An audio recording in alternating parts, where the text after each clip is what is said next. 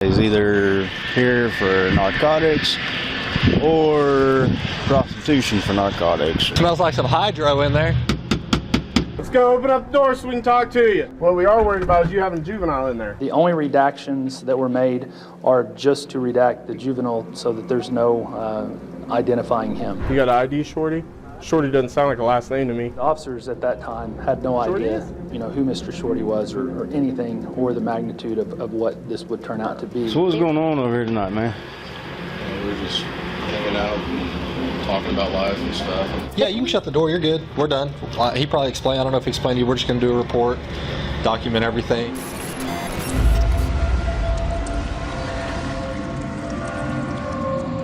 In the shadowed corridors of power, a once prominent politician's fall from grace takes an unsettling turn as secrets hidden in the darkest corners of his past begin to unravel, setting the stage for a gripping tale of justice and redemption. Ralph Allen Lee Shorty, born on February 16, 1982, is an American individual who has been convicted of serious sexual offenses and has a criminal record. He formerly held positions as a politician and a businessman. As a member of the Republican Party, he successfully won a seat in the Oklahoma Senate in 2010, defeating multiple opponents in the primary elections. He was re-elected in 2014 and completed his term in 2017. Throughout his political career, Shorty frequently emphasized family values in his campaign messaging and was recognized for his imposing physical build. During his time in office, he also established a Republican consulting firm. Additionally, Shorty served as the state campaign chair for Donald Trump in the 2016 presidential election. So other than this, you doing all right today? Yeah, all right.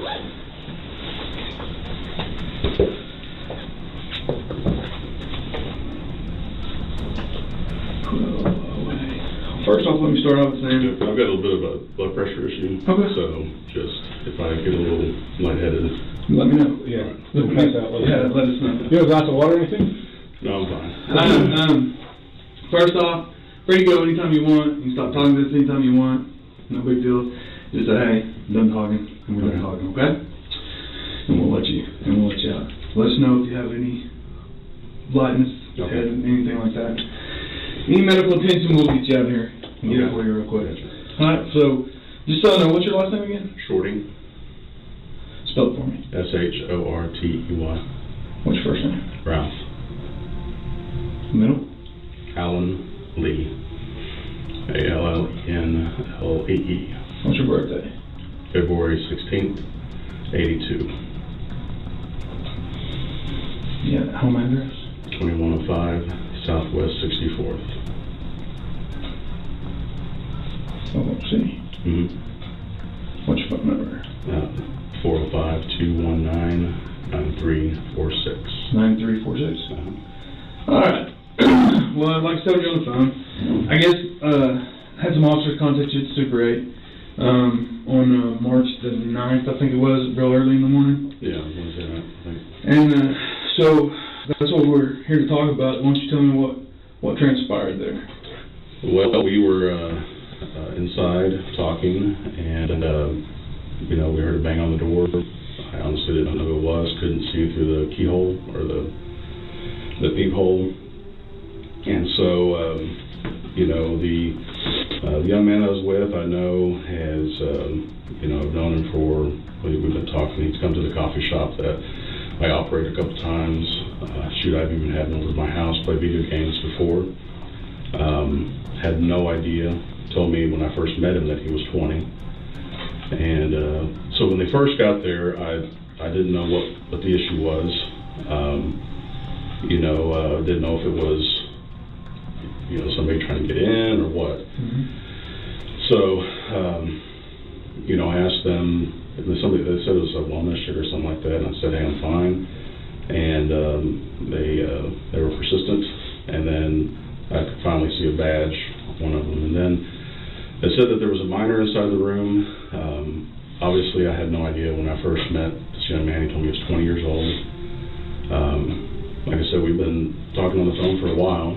He, in fact, for a few months, even told me that he went to California to try to get the music country or something. So that was when I opened the door. It just didn't make any sense to me why, there'd be a, Police there. Actually, what I asked him was, I said, "Are you minor?" And he said, "No, let me go talk to them." I said, "Okay."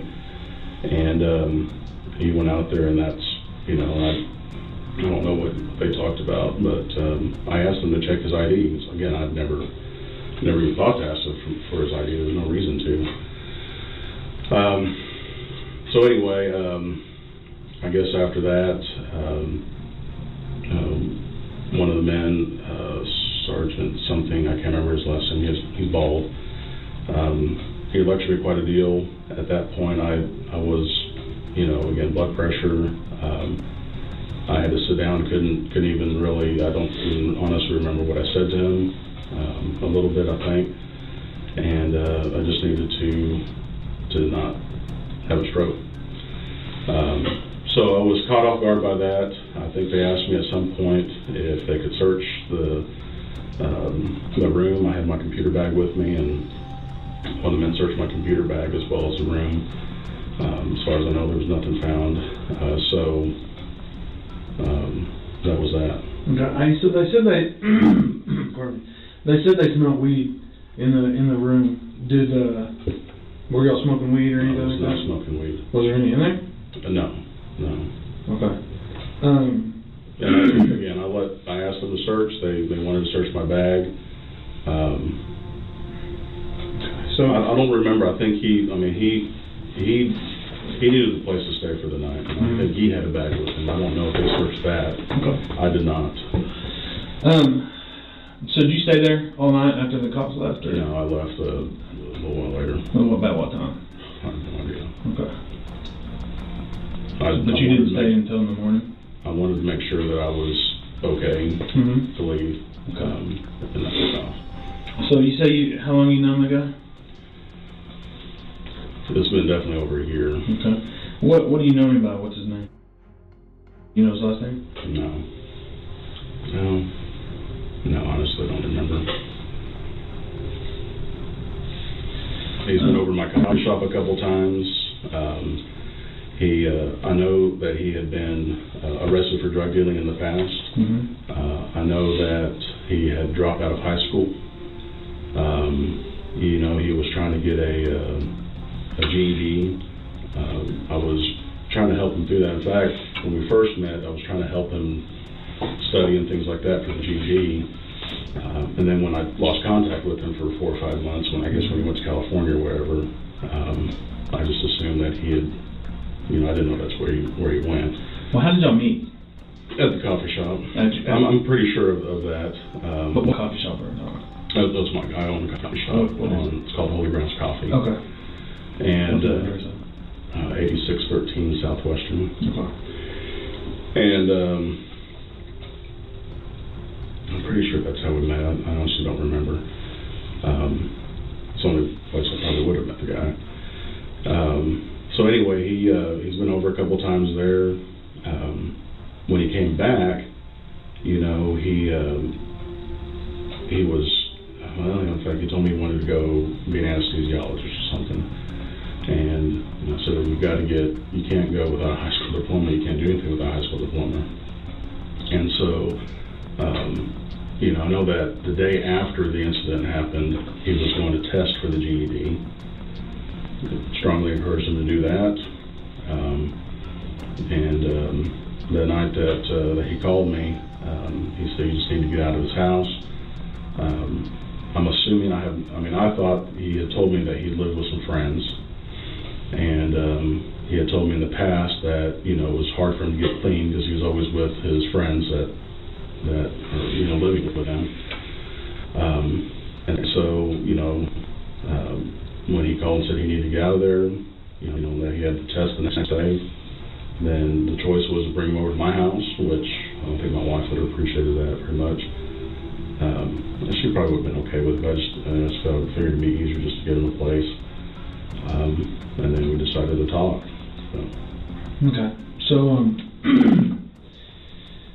how do you do you text him or how do y'all communicate? Usually phone calls. Phone calls? Okay. Well, it's interesting because on his tablet he has a conversation that he says he had with you using an app called Kick. Do you know what that is? Mm-hmm. Okay. Well, there's a pretty lengthy conversation on his tablet that he says is with the guy that is you, that he that is online, or the Kick ID is Jamie Tilley. And you told officers that night that that's what your online. He calls me Jamie, and I'm not sure why. Okay.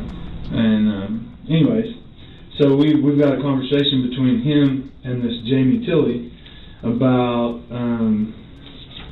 He says, I need money for spring break. Jamie Tilley says, I don't really have any legitimate things I need help with right now. Would you be interested in stuff? He says, yes. This goes on about how I come get you, blah, blah, blah. We go on. He says, he starts calling this guy Daddy. He says, hurry up, Daddy. I'm super horny. On March 16th, 2017, Shorty faced legal charges brought by the Cleveland County District Attorney. These charges consisted of 3 felony counts: imploring a minor for prostitution, engaging in prostitution within close proximity to a church, within 1,000 feet or 300 meters, and transporting an individual for the purpose of prostitution. These charges were filed after he was discovered in a motel room in Moore, Oklahoma, with a 17-year-old boy. The police, who responded to the scene, reported a noticeable and strong odor of substance coming from the room. According to an affidavit, both Shorty and the minor stated that they had brought the substance with them, and Shorty claimed they were smoking it when the police arrived. Video footage from their arrest, as released by the Moore police, shows Shorty in the motel room, wearing a t-shirt with the inscription, "Now, go make me a sandwich." Above this message, there's a cartoon depiction of a sandwich, accompanied by a reference to Ephesians 5:22, a Bible verse that relates to women obeying their husbands.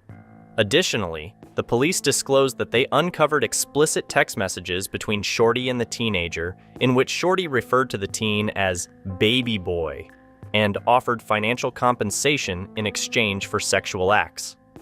On the same day, Shorty voluntarily turned himself in and was later released on a $100,000 bond. Both the FBI and the U.S. Secret Service in Oklahoma City confirmed their involvement in the investigation into Shorty, with the FBI conducting a search of his residence. It's worth noting that the age of consent in Oklahoma is 16, but state law demands that engaging in prostitution with anyone under 18 is illegal. Hey, keep me updated because I want you bad, Daddy. The guy named Jamie Tilley says I'm gonna fuck you like a good little boy if you keep calling me Daddy. This goes on and on and on and on. Well, then it gets to the end, and it says, okay, I'll be down the street, a couple houses, in about 10 minutes or so. He says, okay, let me know so I have an idea. And then that person says, I-35 about to exit at 4th Street. And then it says, I'm here. Well, we've got a witness, pardon me, we've got a witness that sees him get in a white Grand Cherokee, and they follow that white Grand Cherokee to the hotel, first to 4th and Eastern at the gas station, and then to the Circle K. Yeah, This is the gas station. Yeah, at the gas station, and then to the Super 8 where the guy in the white Jeep Cherokee and him go in, check into a room, and then go back out and go into room 120. All right, and they sit there until the police show up, where she then calls his dad, and he the intern calls the police, and the police show up there to 120, knock on the door, and then you come out. So again, I ask, you told officers that you had online identity Jamie. This guy, Hagen, saying that he was talking to you. We got a witness picking him up at the same time that this message was sent saying I'm here. So I kind of got to say that Jamie Tilley's you. It's not me. It's not you. Okay. We communicated by phone. There was no sexual intentions that night. Okay. You anything else? So how did you meet? I want to say it was at our coffee shop. Okay. So, like, he just walks in, you guys strike up a conversation, become friends? Yeah, it's happened many times. Invite over to your house. Has your wife met him? I think so. Okay. Now, you said he's come to your house several times to play video games. I think just once. Come to your house once to play video games, and then you guys met at the coffee shop a couple of times. Mm-hmm. Okay. What if I said that he told you you guys met through a Craigslist ad the very first time when he posted in Casual Encounters? No. Okay. Well, Can I add, is he legitimately underage? Yeah. And he was the first time that you met him, and I said, 16. I asked him, I said, hey, does he know how old you were? And he said, yeah, he knows, because we had a discussion about it, and at first he was uncomfortable with it, but then he finally got over it. In this conversation, it says, she needs me to go to the store for her. My 3-year-old is sick. That's one of the things I've been dealing with tonight. We're not going to have enough time. Can we get together tomorrow, after 1? I'll get a hotel room or something if that would make it easier. It goes on talking about the coffee shop, my coffee shop. I'll be alone in about 10 minutes at my coffee shop. He says, can I help you with anything for spring break? Again, you said just customers, but I'll leave in here close to 8. Okay. I'll be your slave. That sounds nice. I mean, we go on and on and on. And how old is your youngest child? 5 months. Okay. So he's telling me that when he first met you through Craigslist, that he had posted an ad in Casual Encounters, and that he had a lot of responses for it, but that you said that you wanted him to mess around with your wife while you watched. He said that he showed up to do that, or you guys got together and started talking about that. He found out your wife was pregnant, and then said that it never happened because she was pregnant. So here's the deal, Ralph. You and I both know what the truth is, and the truth is not what you're telling us. We're not saying you're a bad guy. We're not saying you set out thinking that this is some 15-year-old kid you're going to go bang. We're not saying that. We're saying, hell, maybe you didn't know how old he was. I don't know. I think you probably did based on what he's telling me, but things are what they are. Tell us the truth. Get it out there. Let's get this over with, get this behind us so we can all move on. Telling you that. No, you're not. You're telling us part of what happened, but you're not telling us what's going on. you told the officers there that you had an online identity of Jamie. He's talking about, you talk about in these texts when this Kick account, about your kids and your kid being sick and your coffee shop and that you got customers left and that you close at 8. I mean, it's clearly you. It's clearly and you. We've got a witness that put you there. When you say, I absolutely picked him up. when you say I'm here, the witness is waiting down the street because she thought it was jacked up. She thought it was jacked up that he wouldn't tell her where he was going or anything like that. So she sits down the street and waits.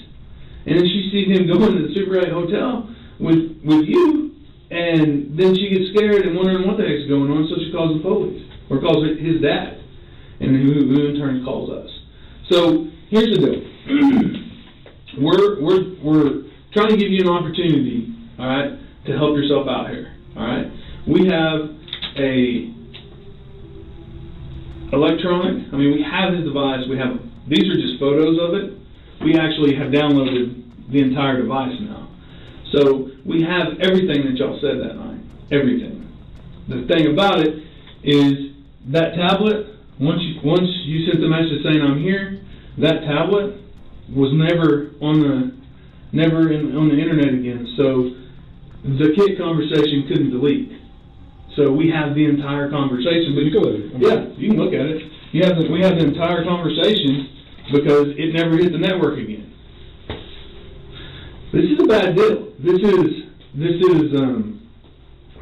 prostitution with a minor, prostitution within 1,000 foot of a church, which are both felonies, and then transporting for the purpose of prostitution, which is a misdemeanor.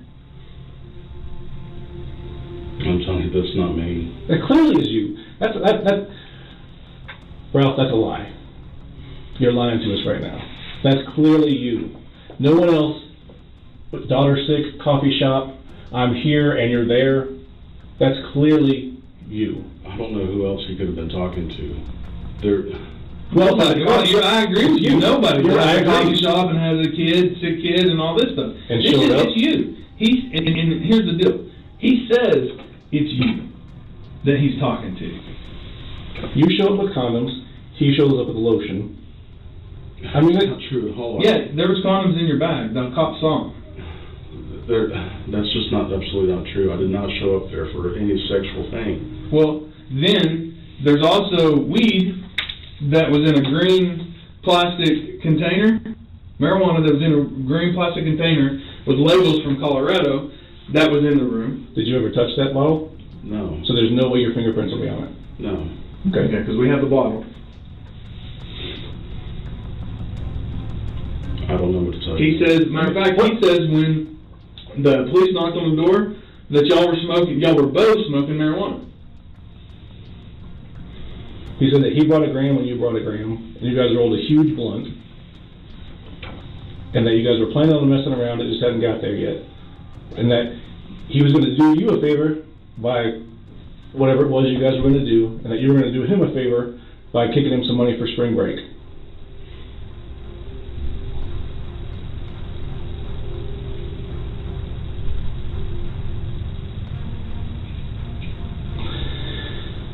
Ralph, like I said, we don't think you're a bad guy. We think you made a bad decision. There's a big difference.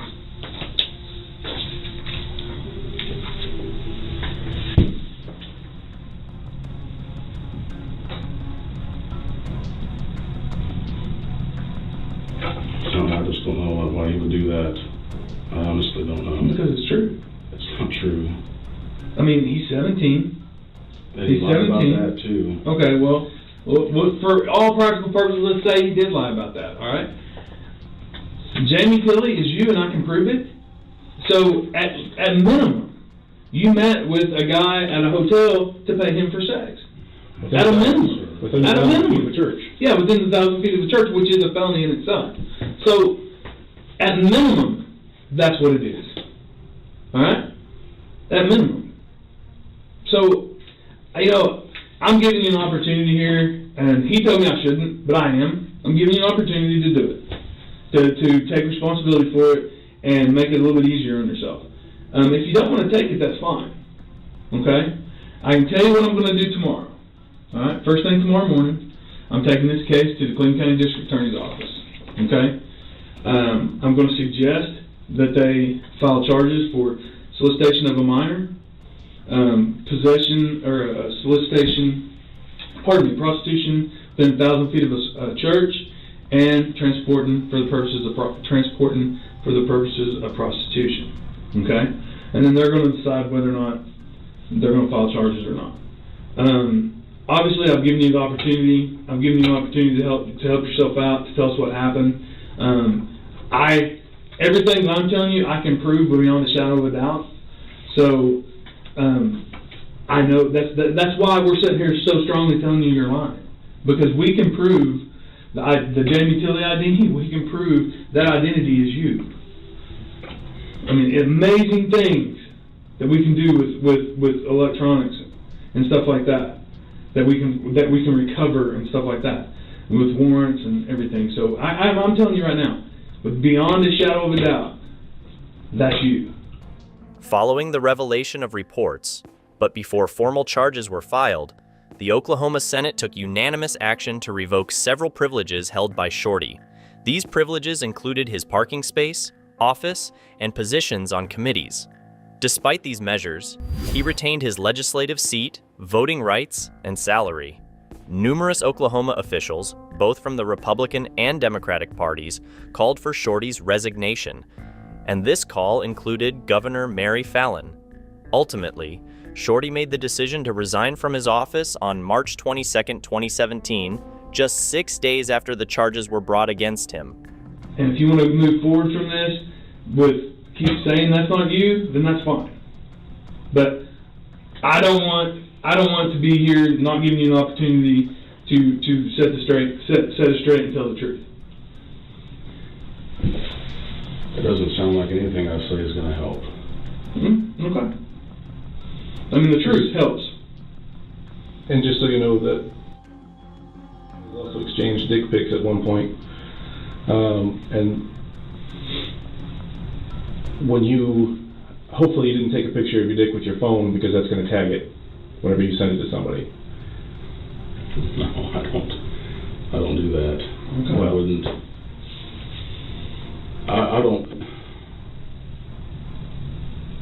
I don't understand why he would do this. I really don't. Yeah.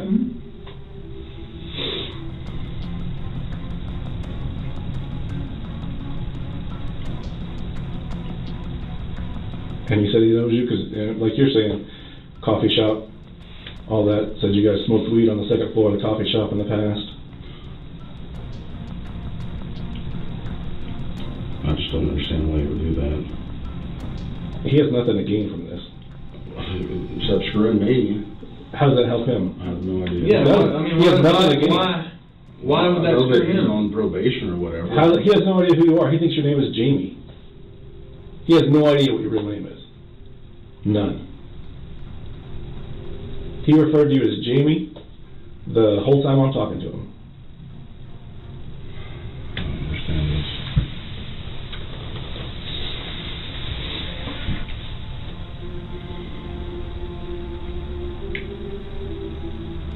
So it's not like he's going to get anything from any of this. It's not like he gains anything from this.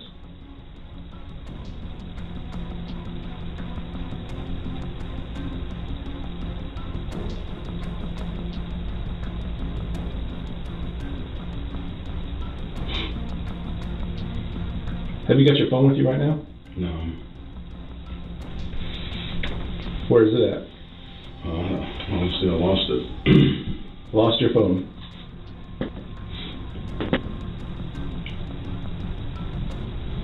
Because you and I both know what will be on that phone. There's nothing on that phone. You can tag it or whatever. I mean,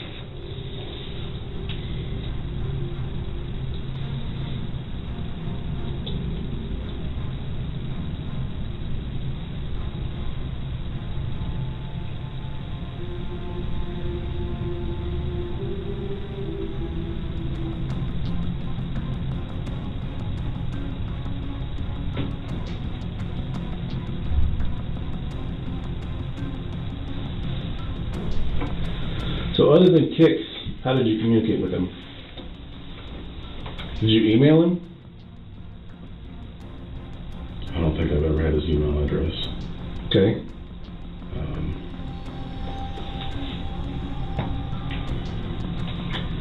But mostly it was in person, I'll be honest. Okay. Anytime that we got together, it was, like I said, he came to the house once. We've only, met in person maybe 2 or 3 times.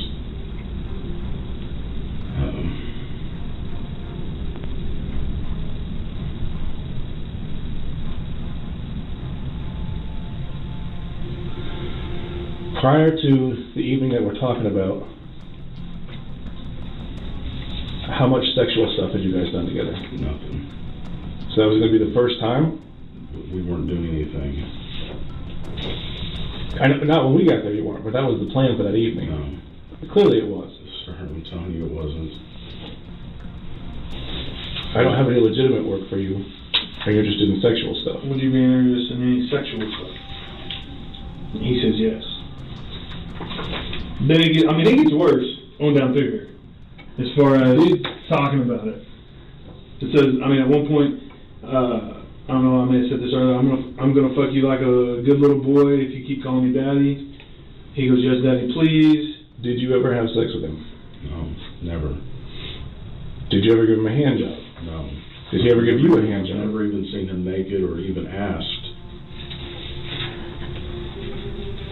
So, this was going to be the first time that any of that had ever happened? No, sir. Well, you can't help with this stuff. You can definitely help with my cock, though. That's another statement. I'm just going through here reading what you wrote, because I can prove that you wrote it. That's you. So I'm just letting you know, so you know what's coming down the pipe. So So how did you, if that's not you, how did you contact him last night, or that night? I think he called me. He doesn't have a phone. Sir, he called me. That's all I can say. I don't know. How did he know that you were outside?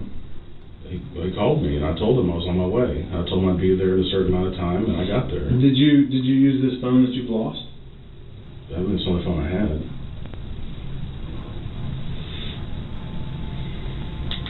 had. Okay.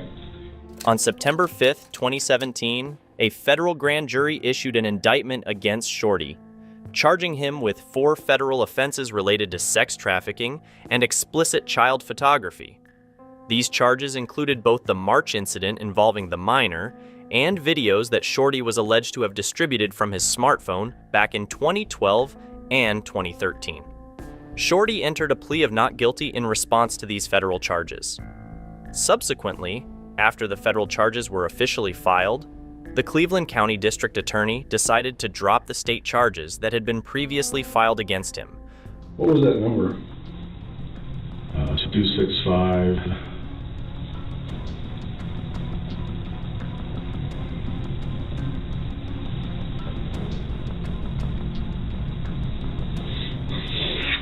can't remember the last 4. Of the phone that you lost? Oh no, my phone was the number I gave you earlier. That's my cell phone. Mm-hmm. And that's the one that's lost? Well, I use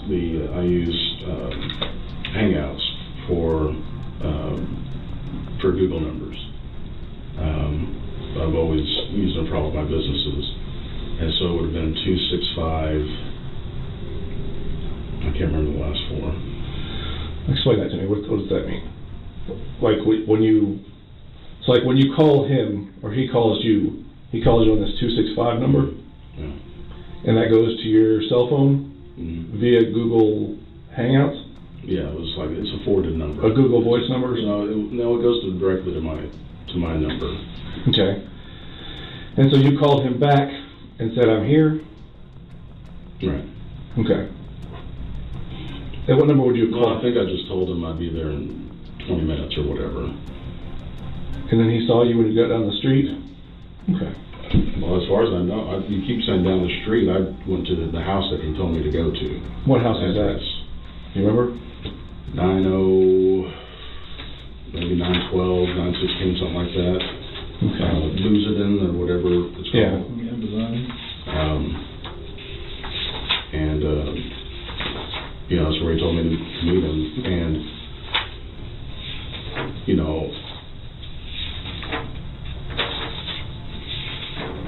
I'm trying to think of, I called him when I got there. I don't think I did. No, I didn't because I saw him on the porch. Okay.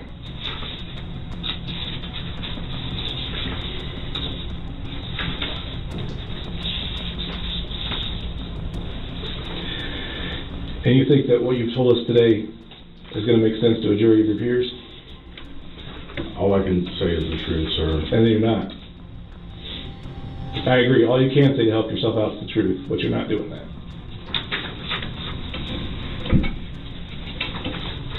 So, this 219 number, you say you lost the handset? After I called you, I apparently have left it on top of my car or something. I've tried to find it because I needed to call someone else. So you just recently lost it? Yeah, I talked to you when I was about to leave my house. And I went back and looked on the ground.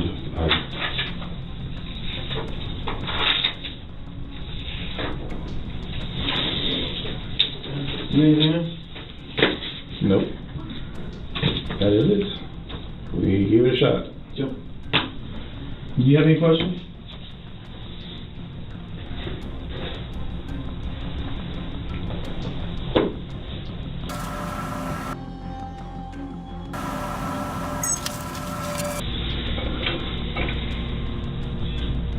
The conversation that you have there, how lengthy is it? How long does it go? Is it just one night? Is it more than a week? Is it a month?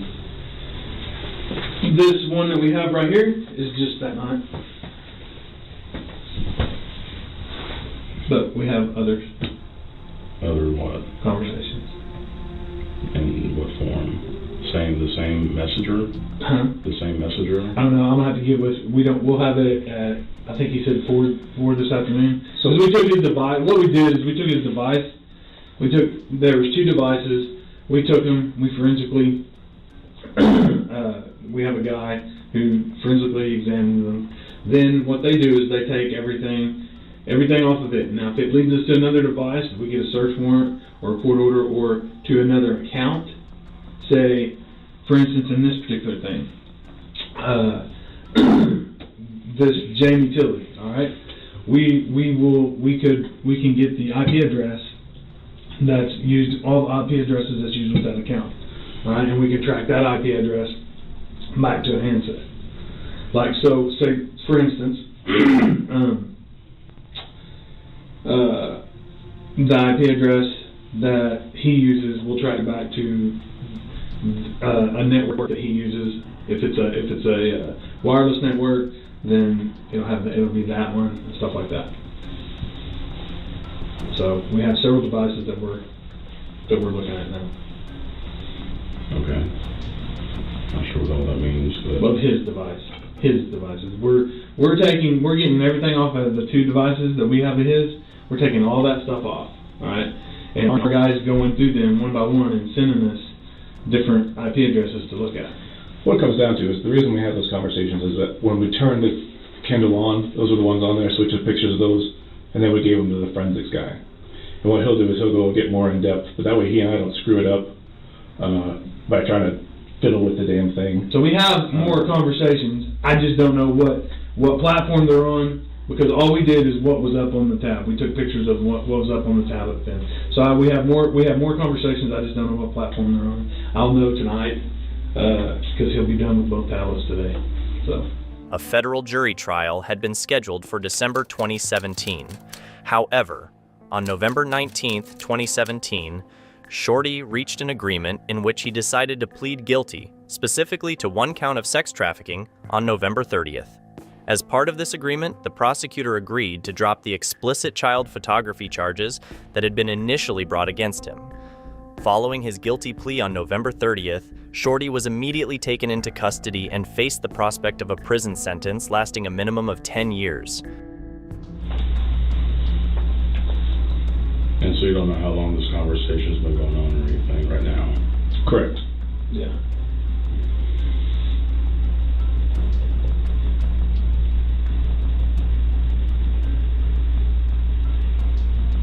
So basically all that can happen is, at this point is that we get more evidence about what's going on. Because there's nowhere to go from here. But more to add to it. I can find. I know you guys don't believe me, and I'm not going to try to convince you otherwise unless I have something to show you, and I just don't know. I find it hard to believe that you magically lost your phone on the way over here as well.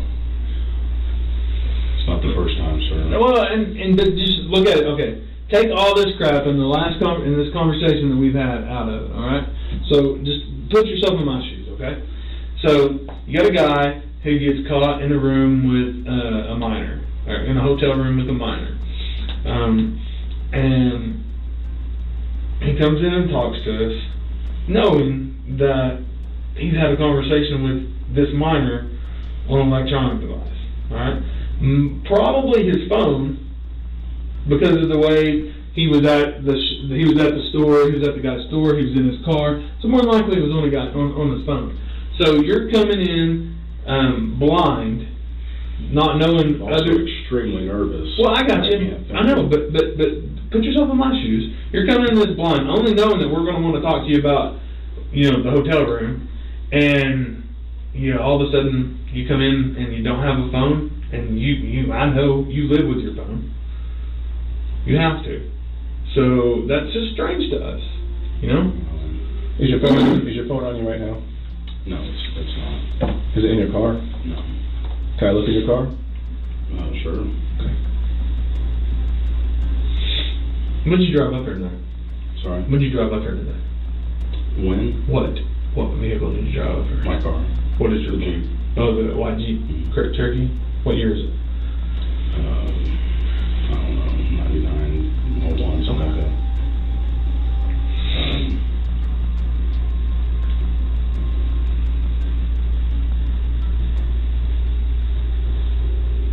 you talked to him since that night? No. I honestly would have loved to have talked to his parents. I had no idea that he was still with his parents. I wouldn't have been with a minor. Well, you knew that he was kicked out of high school. Yeah, I knew that. Well, he told me he dropped out of high school. Okay, you knew that he dropped out of high school. Mm-hmm. And that he was trying to get his GED. Right. How old did you think he was? 20. Well, When we met, he told me he was 20. Okay. And you know, he's told me.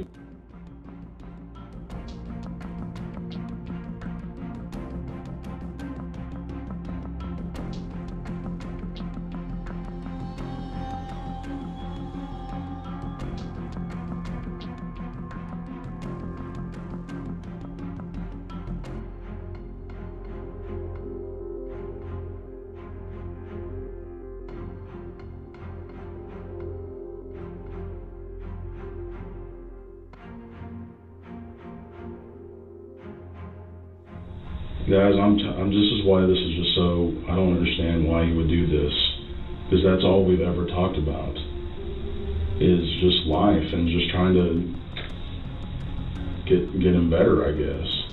I had no idea he lived with his parents. Is he still in high school? So he is out of high school. Like, did he graduate?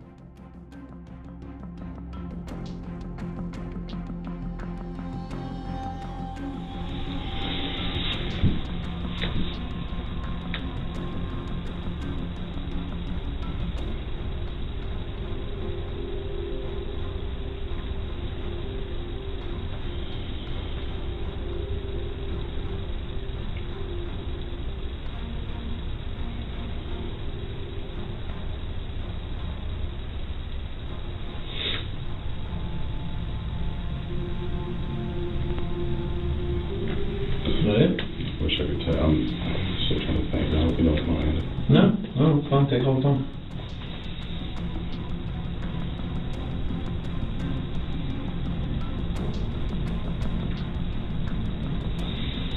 And unfortunately, in these type of deals, you get one shot at talking to it. So make sure you've got all the questions answered that you can think of.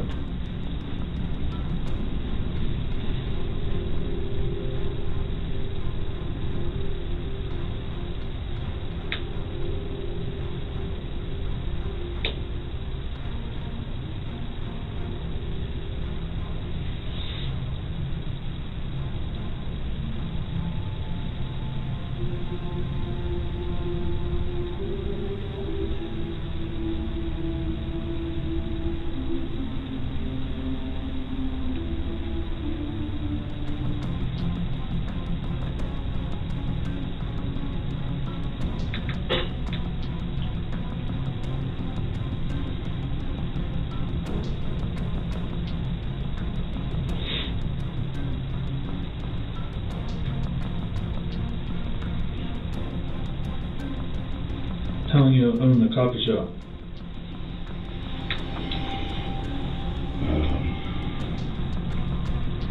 A couple years now, I think. Okay.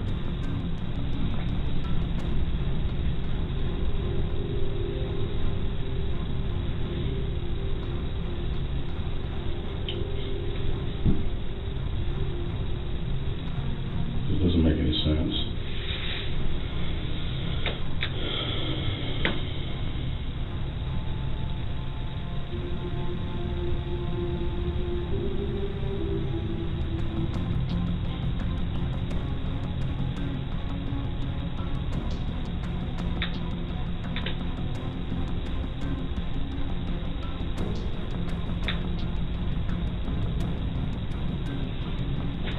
So this Kick Messenger, have you ever used it? No. I've heard of it. Obviously, I checked my daughter's phone to see what's on there. How's your daughter? 13.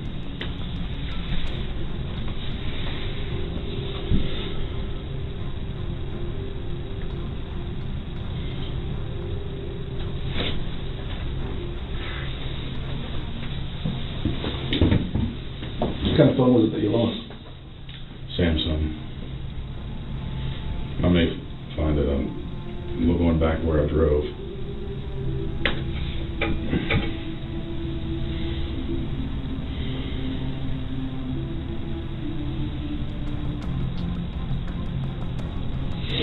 I wish I could say it's the first time it's happened, but it's not.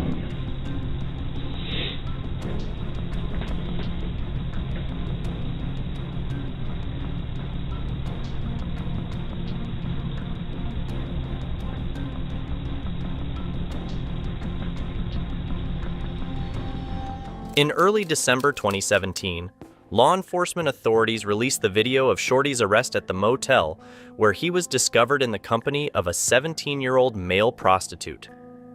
In June 2018, during sentencing, prosecutors disclosed that Shorty had engaged with the victim on 2 separate occasions in the year leading up to their discovery at the hotel. Additionally, prosecutors informed the judge that they intended to seek full compensation from Shorty to cover the victim's losses, which might include the expenses related to any necessary care.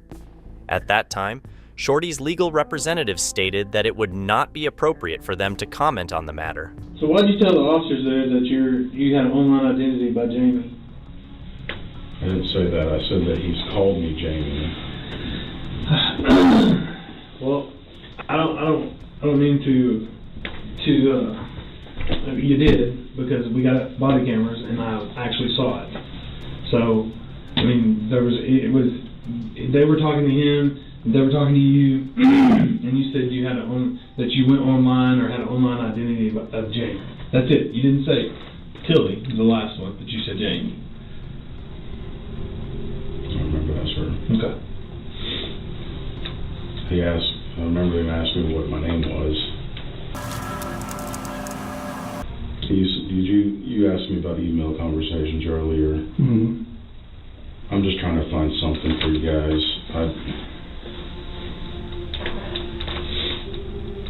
Is there anything there that shows what I'm saying on email? Because I honestly don't remember if I've ever emailed him. He had a shit ton of emails on that thing, and I'm not sure. That's why I was asking if you remember anything.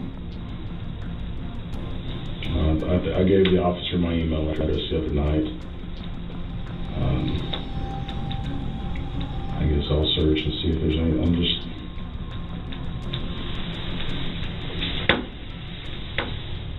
trying to think of anything.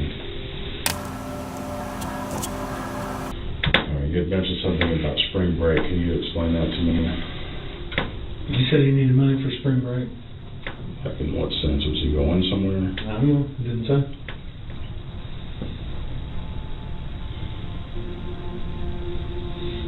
Okay, so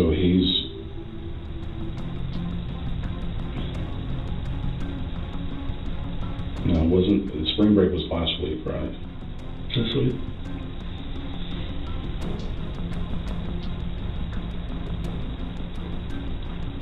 In some places is next week. I think more is this week, though. Yeah, I think so. But it probably wouldn't matter to him if he's not in high school, I guess. I don't know if he still has friends that were in high school. Be right back.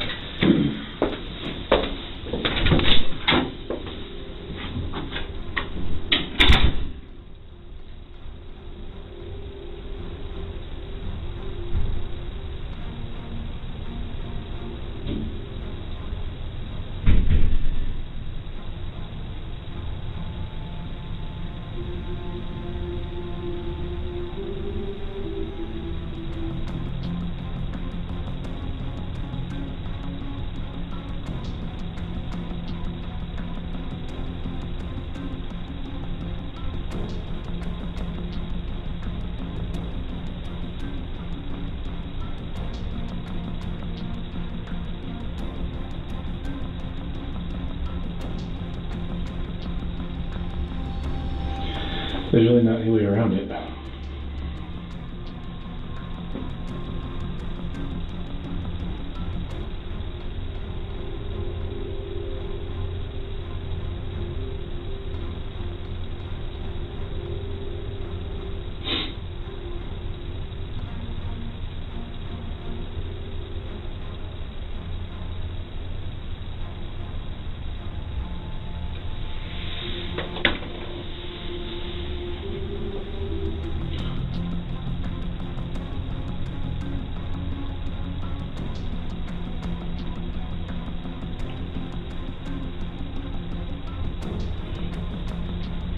How many times has he been on the second floor of the coffee shop?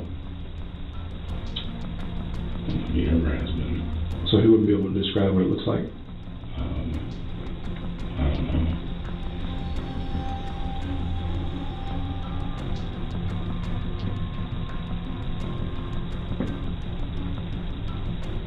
I mean, it's not like private or anything. I mean, anybody can go up there.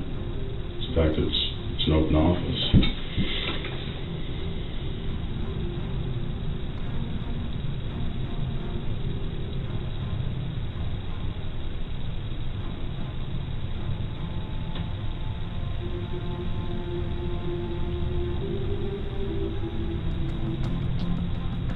So you asked me earlier if there had been any sexual contact in the past. Does he allege that?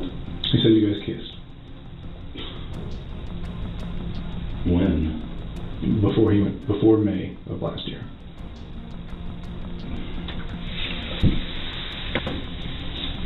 I mean, that's nothing, but still, that's never happened either. Just like Jamie Tilley's not you. Just like it's somebody else with kids and daughters in a coffee shop. It's somebody else who's there.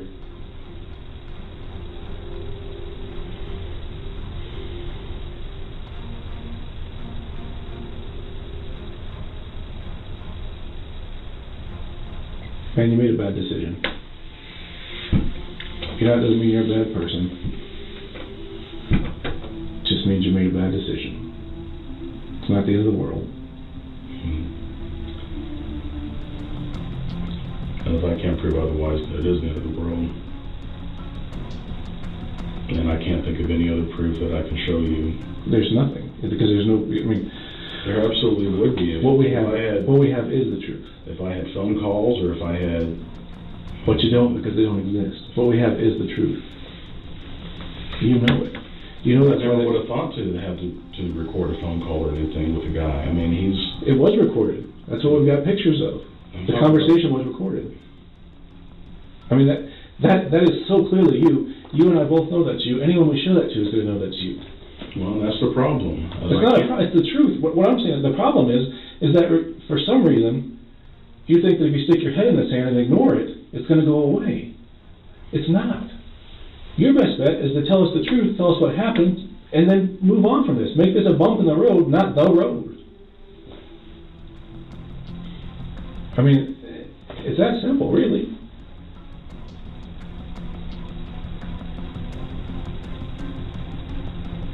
This is not a defining moment. This is just a moment. No, this is you've had other things happen in your life that were awful at the time, and then now that you look back at them, they're still awful, but they didn't change who you were. It's a bump.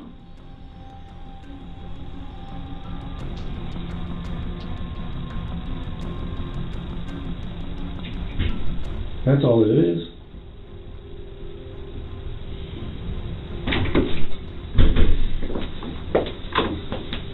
It doesn't change the fact that you're a good person, that you care about your family. None of that changes.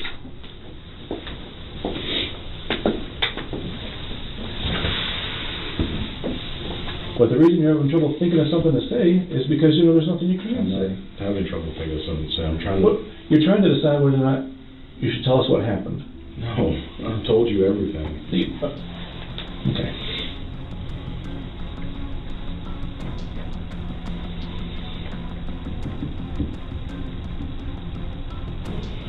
Are we done?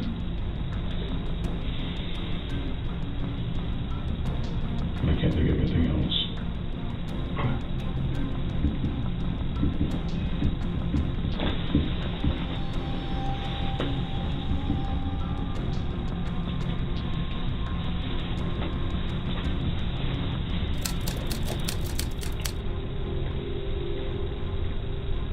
And no phone on you, no phone in your car? No. Do you mind if I pat you down real quick?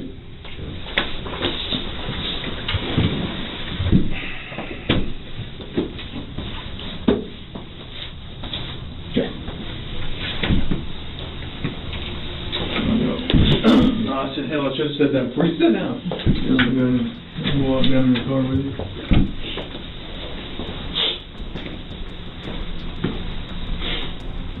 Since entering his guilty plea, Shorty had been imprisoned, and on September 17, 2018, he received his sentencing in Oklahoma City Federal Court. He was sentenced to a total of 15 years in prison, along with 10 years of supervised release. During his sentencing testimony, Shorty expressed apologies to his family, fellow Christians, and his voters. His attorney, acknowledging the fairness of the sentence, requested that Shorty be placed in a facility in Texas with a program for rehabilitating sex offenders. As a result, the Bureau of Prisons assigned Shorty to the Federal Correctional Institution in Segoville, Texas. In February 2019, U.S. District Judge DeGiusti imposed a compensation fine on Shorty totaling $125,850, which was approximately half of the maximum allowable amount. In conclusion, the legal proceedings and sentencing surrounding Ralph Allen Lee Shorty's case highlight the serious consequences that individuals may face for their actions. The case began with allegations of sexual misconduct and prostitution involving a minor, leading to a pour of legal actions, including state and federal charges. Shorty ultimately pled guilty to a significant charge, was sentenced to a significant prison term, and faced the prospect of financial compensation. Remember, it's your curiosity that fuels this channel.